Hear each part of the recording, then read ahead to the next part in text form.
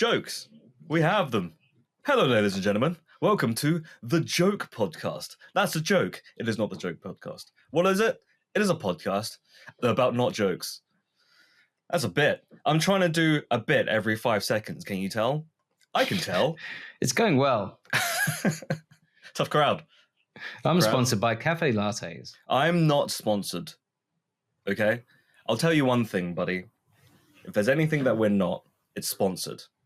And if there's anything this podcast isn't doing, it's making any money. And if that doesn't get us sponsors, I don't know what will. Yeah. Okay. If you had a sponsor that you really wanted, like say, what is your ideal sponsor? Skittles. Okay. Skittles? Yeah. We're coming for you, baby. We want five figures a year. I want a bag of Skittles a month.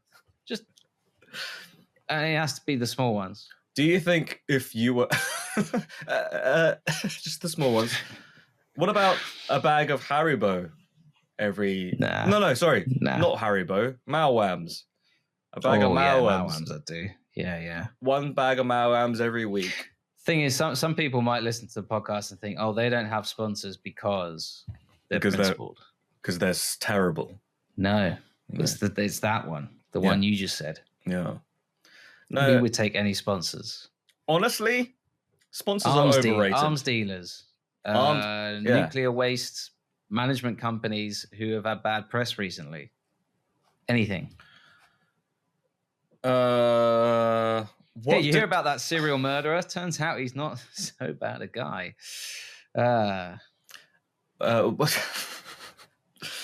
What did the where did the guy go after he lost his limbs in the motorcycle accident? The arms dealer. Cut to the jingle, baby.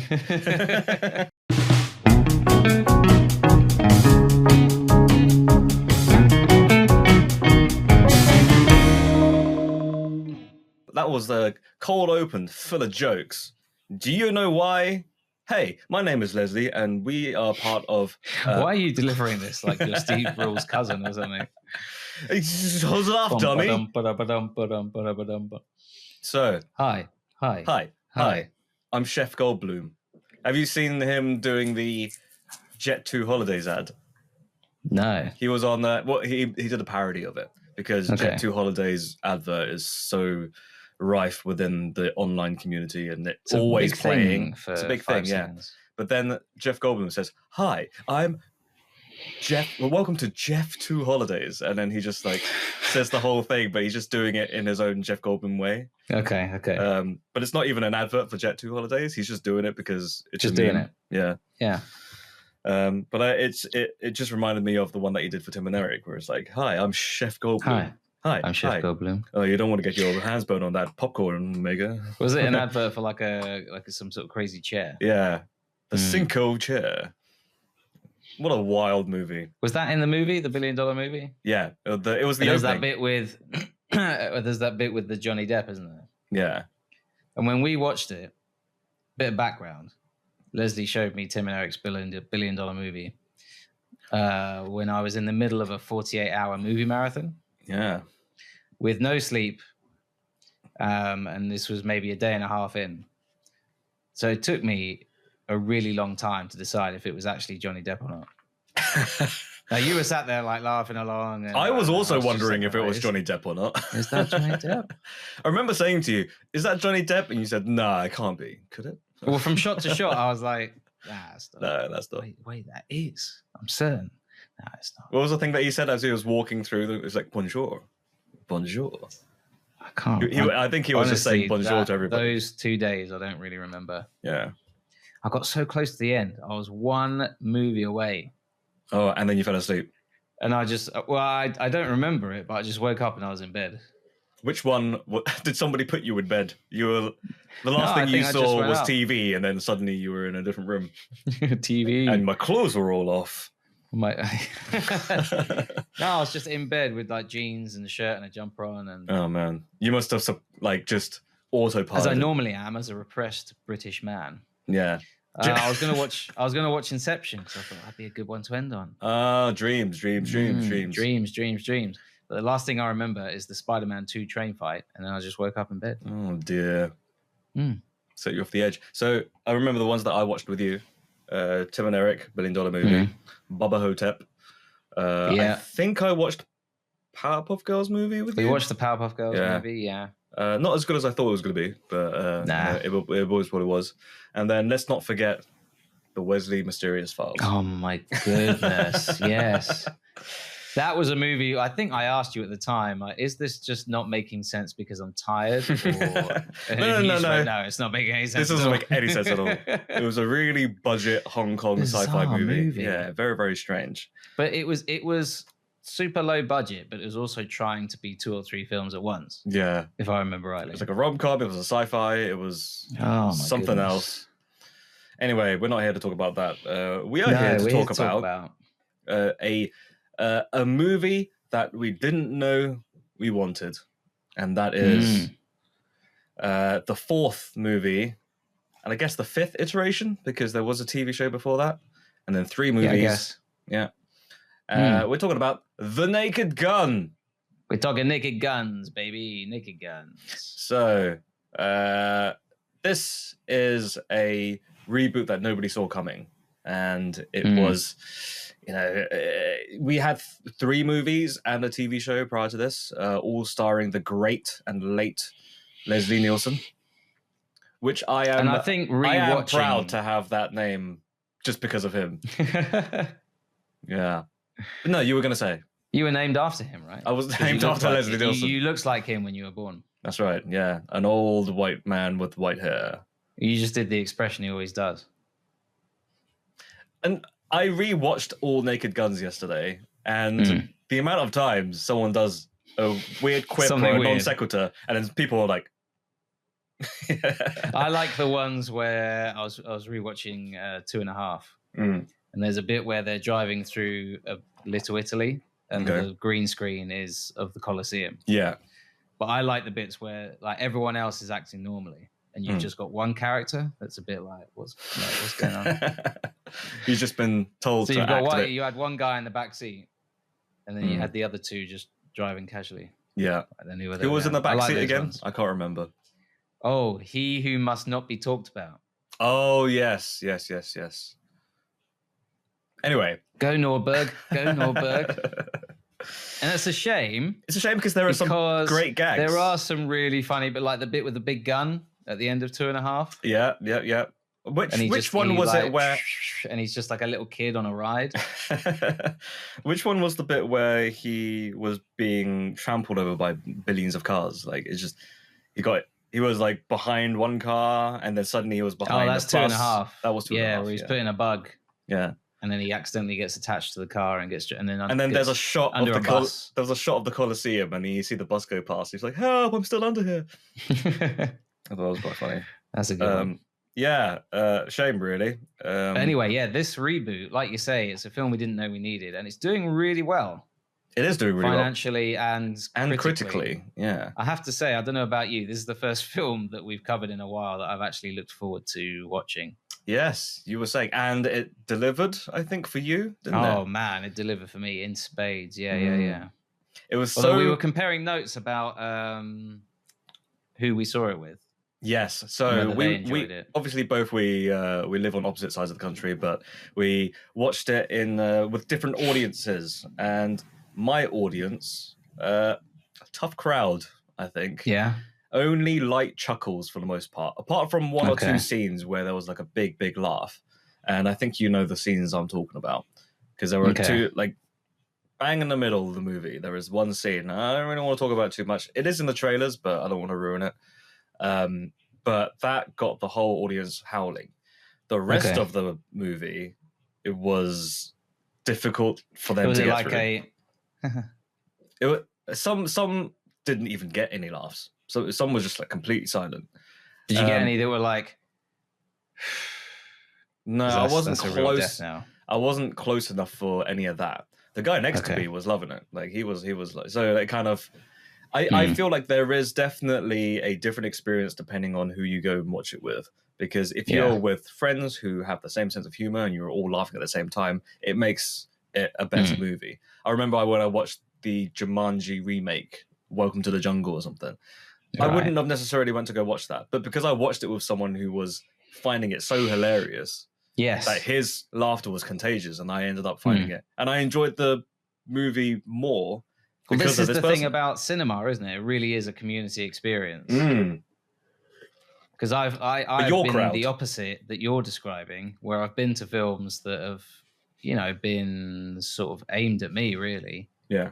But I've gone with a friend who hasn't enjoyed it, and that's brought my opinion of it down. Right. Because you get that energy off people, don't you? When you're in a room full of people that are laughing, you just get swept up in it. Exactly. But having said that, I still chuckled at things on my own. There was one joke, and I'll talk about it in the spoilers. There's so much that I want to talk about because I've made a list of my favorite gags on my phone. But there was one gag that I was just chuckling to myself, and nobody else was laughing. But I don't know if it was because the cinema was too loud that I couldn't hear the light chuckles. Okay. But there were like a couple of people who just kept, not at the same gag, but other gags. They were just laughing, and then they were continuing to laugh even though it went to the next scene. I had one guy that was just absolutely loving it. I had that same thing. I'm with you.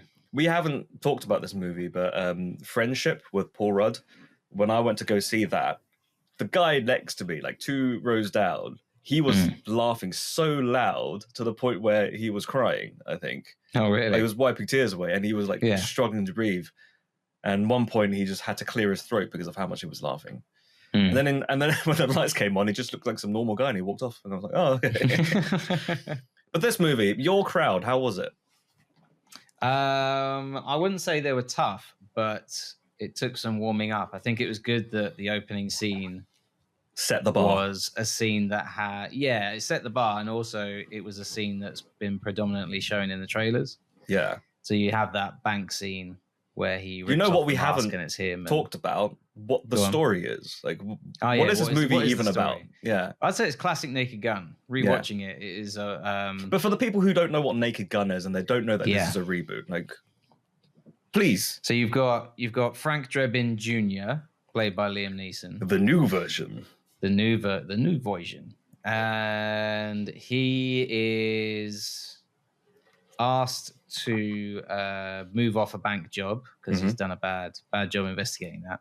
He has to investigate what he puts as an apparent suicide, first of all, a car crash. But he quickly changes his mind with the help of the victim's sister, and they have to try and figure out how this tech CEO is connected to this death. That's pretty much the story, isn't it? Even though there's a story to it, you're not going in here for the story, really, are we? We're going in for the gags. I think the story helps. I've seen a couple of people write about why Naked Gun is so loved compared to maybe films like Top Secret or what else you've got, like Airplane, Dracula Dead and It, which I haven't seen. Not so much loved. There are some great gags in that. I haven't seen any of the other. So the only other Leslie Nielsen movies I've seen is obviously Airplane and what was the other one? Scary Movie 3 and 4, where he played the president. And that was the only, from what I've read, after The Naked Gun, he was in a long run of movies that try to capture the same sort of essence, and they all didn't do that well. And then Scary Movie 3 was the first time he was kind of his legacy was like reinvigorated again. Because it was directed by David Zucker, the same guys who did The Naked Gun. What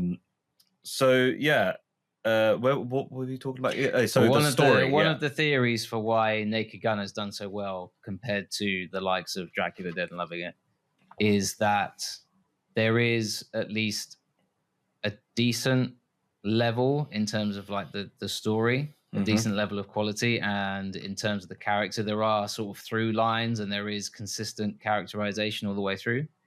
Like Frank Drebin doesn't go from thinking one thing to thinking another thing. There is a through line. In the next scene just to serve the gag. There are lots of gags where it's like, okay, this joke comes from Frank Drebin being the way he is. Yeah.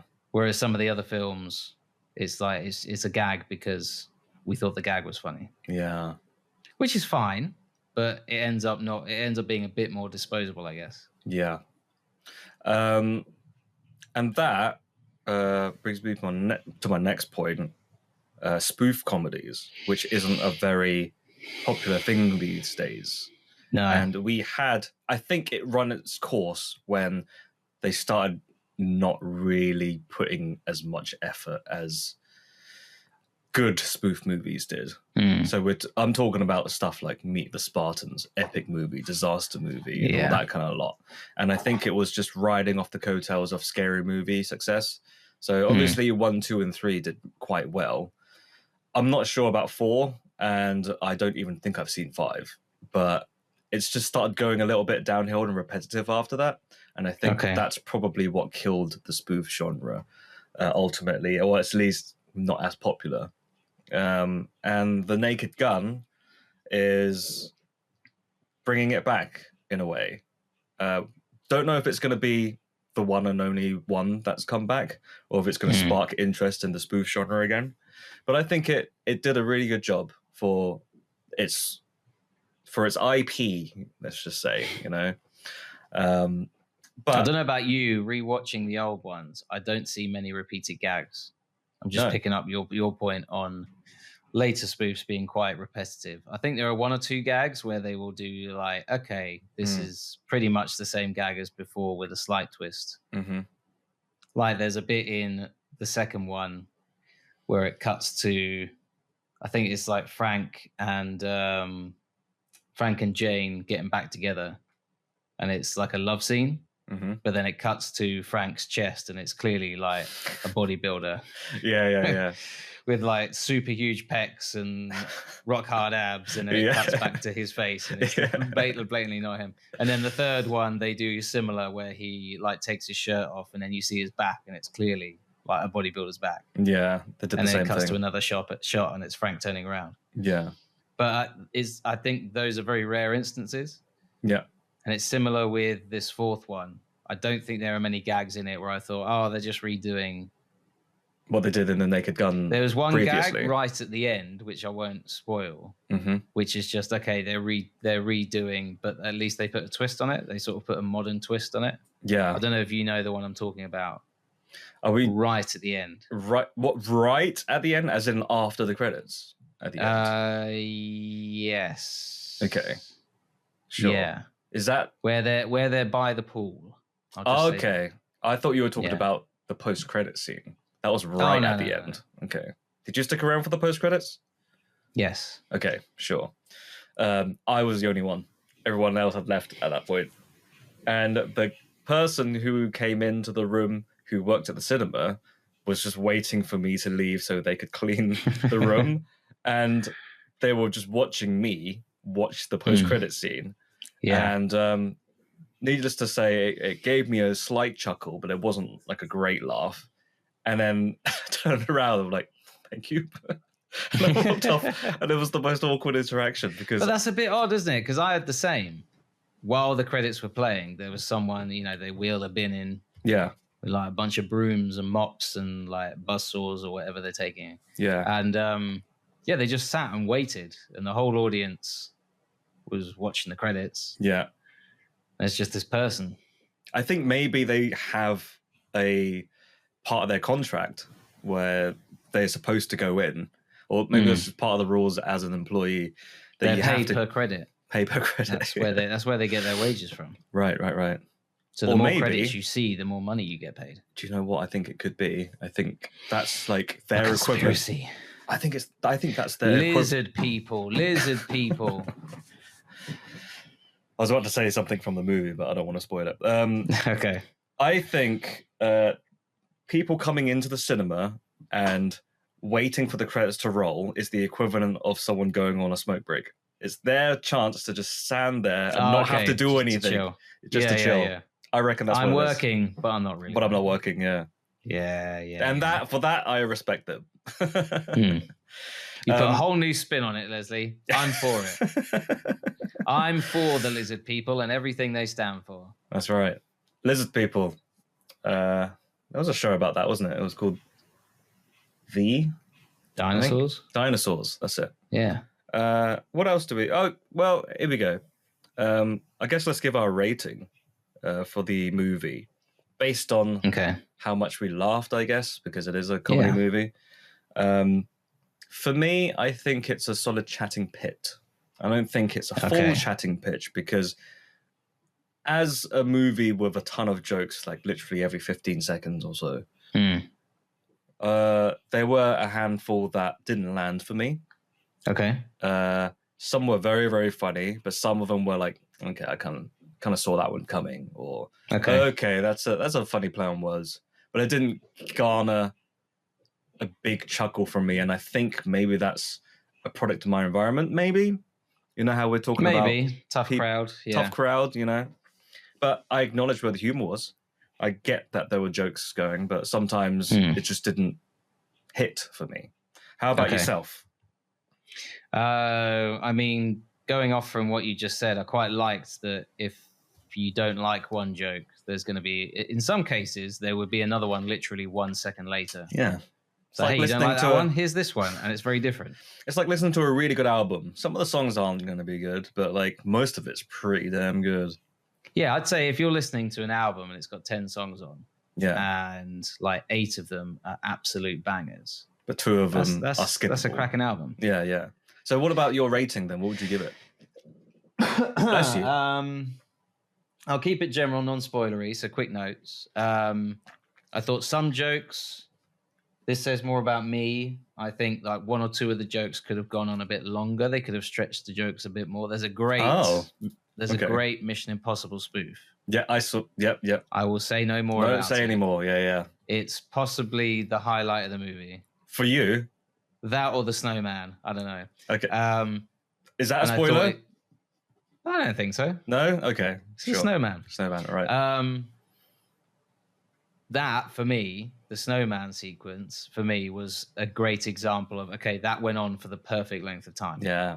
It was very Lonely Island, I felt. Like I was going to say, it's a real mixture of a cross between the sort of DNA of old Naked Gun movies and more modern sort of Lonely Island stuff. Because obviously it was directed by a.k.a. Schaefer. Yeah. 1/3 of the Lonely Island, for those of you who don't know. So it really is a cross between. So I would say if you're a fan of either sort of thing, sure, then go to it. Lots of just this always sounds dumb derogatory. Gags. Yeah. You say this and it sounds bad. There are lots of dumb, that's really stupid, but in the best way. But that's the point. They are hilarious. Like there's the gag where he pulls the gun out of the hair, the shotgun. Like that's really stupid, but it's so funny, and it got one of the bigger laughs of the audience I was. Really? My audience did not laugh at that at all. Did not like that? No. Oh, I thought that was a cracking one. Okay. I went in thinking, not in a bad way, not having a go at Liam Neeson. I just thought, who can fill the shoes of Leslie Nielsen? Because I think he is sort of once in a generation talent for what he could do. Yeah. But I think he's a really worthy successor. I think Liam Neeson has this quality. He has a similar quality in the sense that, he had his back catalogue before he started doing comedy was mostly serious. And Liam Neeson has dipped his toes in some comedy. Like there's famously that Life's Too Short episode with Ricky Gervais and Warwick Davies, that he also like cameoed in some of those TED movies. He was in Million Ways to Die in the West. I think what's different here is that he's opened up a new vein of silliness. Yeah. Because in those ones, the humor comes from him being serious and deadpan. And there's quite a lot of that here. Classic Naked Gun. But there are also bits where he's doing very silly reactions to things. Sure. Yeah. And that's also great. Putting a lot of silly faces too. Yeah. The face he pulled when he saw himself when he was interrogating that barman. Are we in spoiler territory now? Or well, I'm trying to keep it vague. Keep it vague. Okay. Yeah. But you know what I mean. I'm dying to talk to you about like the jokes. So like, can we get your rating? Yeah. So not too much slapstick, which I was a fan of. I've never really been a fan of the Naked Gun slapstick stuff. I would say it's funny. This is the second movie that I've seen in a month where Paul Walter Hauser has been underutilized. Yeah, he was underutilized. There was a great scene towards the end with him, but he had a couple of really funny bits, but I thought, okay. He wasn't in it as much as... I felt the side characters in the originals were in it quite a bit more than the side characters here, but because he plays... Pamela Anderson was really funny. She has that great musical number. I would give this a chatting Pitsy. Okay, a little bit higher for you. Yeah. Almost perfect. I'm actually going to go watch it again, I think. I want to go watch it with a group of people who love comedy, and I want to see if it changes my rating. So maybe next week I'll have a different updated rating. Yeah, maybe. But no, it's a chatting pit for me because, I think... Yeah, I was a little underwhelmed because of the audience, and like no one was really laughing as much as I. But to be honest, I should be able to find something funny in my own right. But that is a natural reaction, though, isn't it? It's really funny that can happen if an entire audience, if you watch something you think is funny, but you watch it with an audience where no one laughs, it does restrain. Yeah. Like, remember that one time you showed everybody In the Loop and nobody else was laughing? I love In the Loop. And it'd been out for maybe 3 or 4 years.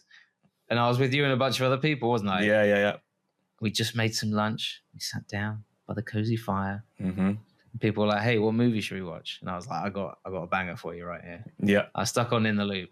And you and everyone else just...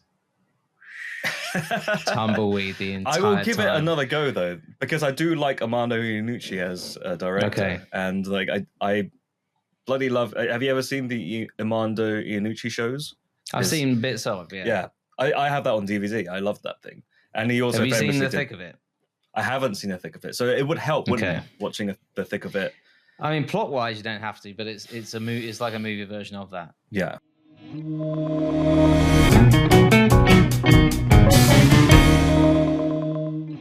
So I've got a whole list of my favorite gags from the movie. What about yourself? Have you done 8 pages long? Okay, I'm gonna go like maybe I've listed all of them, but like if I've missed any of the ones that you want to talk about, okay, please. Go on. That goes great. Yeah. So first off, the title card had me laughing quite a lot, where it goes the naked gun, and then it stops at G because they ran out of space. Oh yes, yeah. So they go down, like, oh god, and then the U and N goes like vertical. That had me laughing a lot, and yes. At that point I was like, okay, all right, I think we're in good hands. And that was them setting out their stall. Yeah, right. That was everything before the because unfortunately most of the opening scene was already in the credits. Sorry, the trailer. So I kind of already saw a lot of it coming. There were a couple of really funny things, like Liam Neeson holding clearly as like a doll as a human shield. His face was just like not even. Or when he eats the gun. Or when he eats the gun, or when he crumbles the gun up and then like drops it. Yeah. And you see the people holding the gun, and they do that naked gun like. Yeah, wasn't that opening was a spoof of The Dark Knight, right? The bank heist. I see. Well, I think it's a spoof of like a lot of... even the soundtrack sounded a very Hans Zimmer Dark Knight. Yeah. Is it Lorne Balfe who's worked with Hans Zimmer before? I think so, maybe. I mean, it's a staple of those crime. It's like how the old Naked Guns always had scenes set at like the dock. Yeah. Because old movies and TV shows would always have a bit. At the dock, yeah. So this is like the parody of everything that's led up to the modern action movie with the lead star. I thought it was strange because you've just talked about how it's sort of a modern update. I thought there were a few bits where I just thought it's trying to do both. It's trying to do the modern version and the old version, clinging. Yeah, like the neo-noir narrative or the voiceover and stuff like that was very much like back in the day. You didn't get that in modern movies, right? With Liam Neeson talking. But you were about to say something. I cut you off. Well, there was a... don't worry, I'll cut you off 10 times in response. Hey, you cut me off every week. So there was a shot of an electric car. Yeah. But then it was playing the old sort of Naked Gun-esque music. And I just thought, this is really bizarre. Okay, sure. But yeah. just a side. I think maybe it's just trying to appease two different audiences, like the old school and the new school. Who knows? Go on. What else do you like? Okay, I love the fact that he put on a rubber glove and then used his other hand anyway. Yes.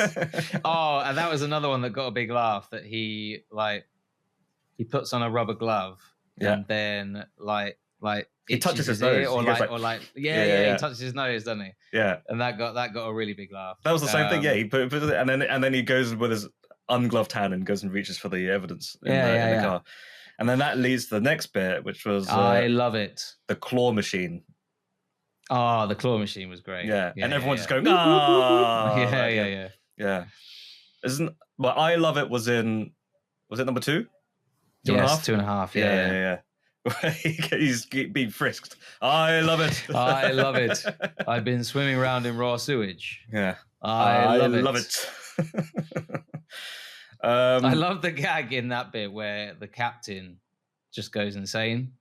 He's like, I've had enough.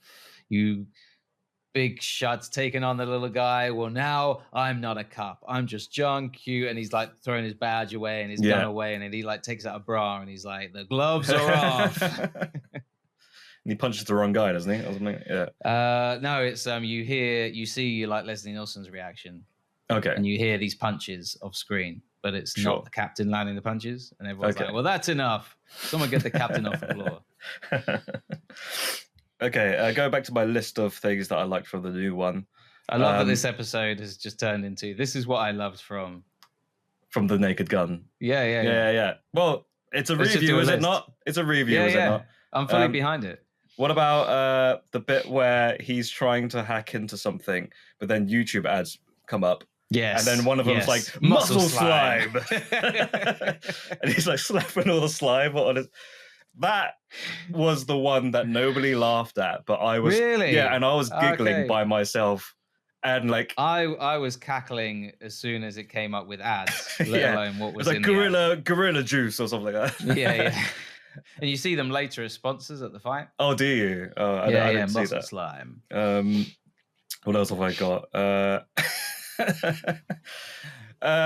I'll have to admit, I really did like the body cam footage scene where he's eating the chili dog. Yeah. And he has to go to the toilet. And there was this one line that really got me. And it was like, oh, I'm going to ruin another suit. And then it cuts away and you hear him going, like as he's driving.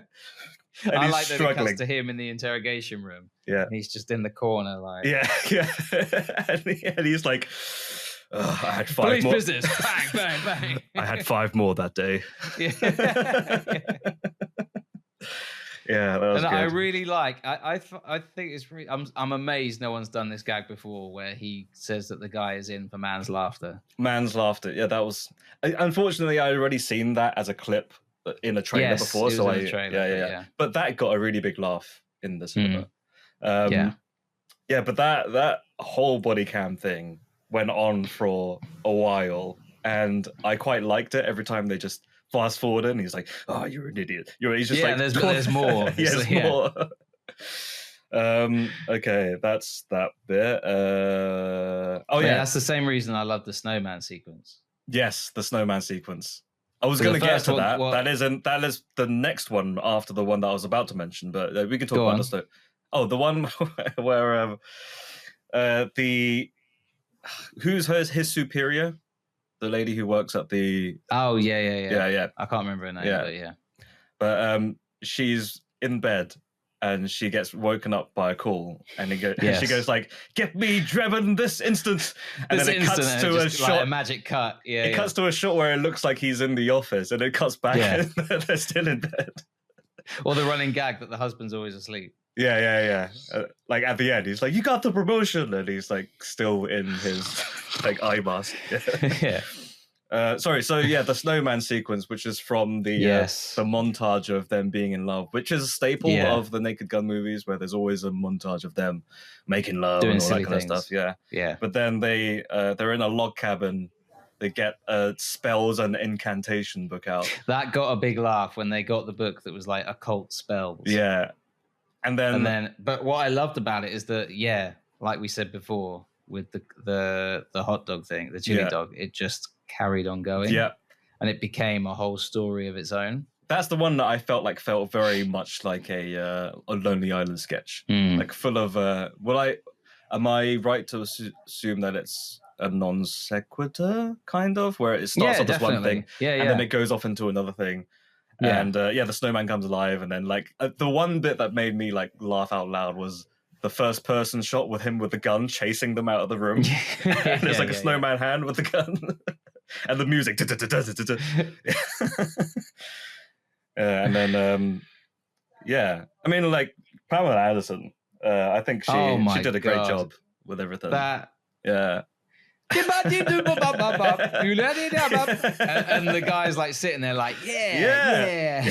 Everyone else around him is like, this is terrible, and he's like, yeah. And then she starts crying. She's like, I'm fine. And then, that was quite funny. That was also the same setting or the same scene as the bit where he like slams his head onto the thing. Did you catch the gag where he was cleaning the glass and then he puts the glass down and it just kept going? Yeah. That got a chuckle from me. What else? Okay, so this was the scene that got the audience laughing the most. Okay. So the whole cinema was laughing, and it was the thermal scene. Like the thermal goggle scene, right? Which is like a take on like Austin Powers did it before, where it was like the shadow scene, like within the tent. Or have you seen the Austin Powers movies? I think I don't know if the old Naked Guns did it as well. Maybe they did. But no, it's the take on like the silhouette, and you think they're doing one thing, but they're doing something else. Yeah, and then the dog comes in. Poor dog. But no, I found it much funnier. You know, obviously they're doing like the really crude bits. Yeah. But the funniest part was when it cut back to Liam Neeson. It's like, oh, you silly dog. You silly dog. This isn't for dogs. Who wants some scratches? I remember when he did that and he turned the dog round, and I just heard like the audience simultaneously groan and just start laughing again. So that had the biggest laugh. Okay. But like they didn't laugh as much in the snowman scene. So I had the same where they really laughed at the occult book. Yeah, and then it sort of tailed off. I was laughing throughout that whole snowman sequence. That was the best part. But the same as the jazz number. Not a lot of people were laughing as it went on, and I was just loving the whole thing. Especially when it cut back. I've said it before, but when it cuts back to him and he's just in the audience, like. What about when they kept cutting back to Liam Neeson having a fight, and then there was this one bit where it's like a really wide shot. And it's just people queuing up and getting like numbers. Now serving. Yeah. That reminded me very much of it's an old Airplane gag, isn't it? Oh, is it? People are lining up and you've got like the guy like punching his fist. And okay. Like, someone with a baseball bat. And I think it's the take on the scene where there's a hysterical woman and one person's like, get a hold of yourself. And then as you go further back down the line, they get more and more like outrageous. There's like a guy with a crowbar and guy with a gun, and so that's probably where they took the inspiration from. Then, like they like kind of lifted some DNA from the Zucker brothers and all that. Because it was also executive produced by Seth MacFarlane, who has made no secret that he's a massive fan of the Naked Gun, old Abrams Zucker films. So this bit I thought was genius, and it's a gag that's been done before. But the way that they did it made me laugh a lot. And it was when he was stuck inside the electric car and he couldn't get out. So he kicked down the windshield. And then he goes through balloons and the balloons come in. And he goes through bees and the bees come in. Oh, not bees. Yeah. And then he goes through two people carrying a windshield. And the windshield goes... And it just goes... So dumb, but like, it just had me like crackling. It's very good. I loved it. What's this? Oh, so this one was like a really. It went by so quickly. It's like a blink and you'll miss it gag. Okay. Where I forget the name of the actor, but the dude with the blonde hair, who recently played one of the apes in Planet of the Apes. He was. I think he's French Canadian or something like that. But he's the guy who plays the bad guy who was looking through the binoculars. Oh, okay, yeah. Blonde hair guy, the guy who gets interrogated in the bed. That yeah. Are you on about that's not my normal gas? No, not that bit. Okay, it's the bit where someone was photographing him and he was walking down the street, and then every flash he was doing something else, like eating a sandwich, playing the guitar. Yeah, doing a dance. Doing that, and then it was so quick that it just got like a really big laugh out of me, and I was just like, what was that? But I do like that every single Naked Gun film, and they've somehow managed to keep it fresh as well. It's just they've taken the template of old cop movies, right, and old cop TV shows, and it's just like, how can we make this? There's always a bit where they're taking photographs of a perp. How can we make this stupid? There's always an interrogation scene. How can we make it stupid? It was like it's so stupid because it's so out of character for that character to do that, but it's just so out of the blue. It got a big chuck out of me, which leads into the interrogation scene because he gets caught, and let's break it down. Like the beginning part was still quite funny for me, even before the reveal of the interrogation. Okay. Liam Neeson, like, talking about how he tried to like off himself or something after going through this whole ordeal of like being in prison, and then somebody else is like, "Oh, you've gone intermittent fasting now. You've gone too far, and now there's another guy who can eat burgers all day. You'll be the pretty boy in prison. Yeah. And then, until there's a new pretty boy. So you've tried and end it, but you missed the part in your brain, and you only hit the part in your brain where it controls farts. So now you're known as Mr. Farty Guy. Is that what you want? You want to be that? You want to be the farty guy? And he's like, no. But I don't know about you. When I saw the setup of the scene, straight away I recognized, okay, they're doing Mission Impossible. You knew it was going to be Mission Impossible. And I just loved it because there was that tension inside me just building up. And I thought, they're going to do it. And I cannot wait for them to do it. And when they did it, did you expect it that they were going to do it 2 more times? I thought they were going to, and as soon as Liam Neeson said, "Let me just ask you one question," I was like, "Yes, they're going to do it again." Yeah. I would have liked, or I suppose I'll phrase it a different way. What they could have done is maybe had it once or twice more. And just kept going, complete chaos. Yeah, but I did like that the last one was, instead of a wall coming up, it was like some sort of digital screen. And then Department of Building Safety. That's right. Yeah. What else have I got? Oh yeah. Right after that, there was a scene where it said 48 minutes later, and then a scooter like runs into the worst, and then the worst fall over. Yeah, I thought that was a very funny visual gag. The guy in my screening, that didn't get a laugh from many people. No? But the guy who was loving the whole movie, that seemed to be his favorite gag. Oh, really? he like barely laughed, and then he pointed at the screen and was telling the person next to him, like, "Did you see that?" And then explained the gag to them. Oh, he must have been a big fan. I want to be that guy. You want to be that guy? Yeah. It was the best 90 minutes of his life. Right. I think he might have been married. I think he might have been insane. I think I heard. You gotta be insane to get married. You know what I mean? Now, I don't think this is so much a gag that I particularly liked, but it was more of an observation. But I thought I heard Andy Samberg's voice during this gag, and it was the bit where they all got onto the electric bikes and they didn't know how to ride them. Yes. And they were going like, whoa, and I heard someone go, whoa. And I'm like, that's Andy Samberg right there. He was listed on additional voices. Oh, was he? Yeah. Okay. So there we go. What I really liked about that scene as well, and it's been in the old Naked Guns as well, occasionally purposefully taking aim at real life figures as well. Yeah. Where they've had George Bush Sr. before a speech, and he's looking at his notes and he's like, "Okay, recession bad, growth good." So like, just remember. And in this case, it was taking Elon Musk, isn't it?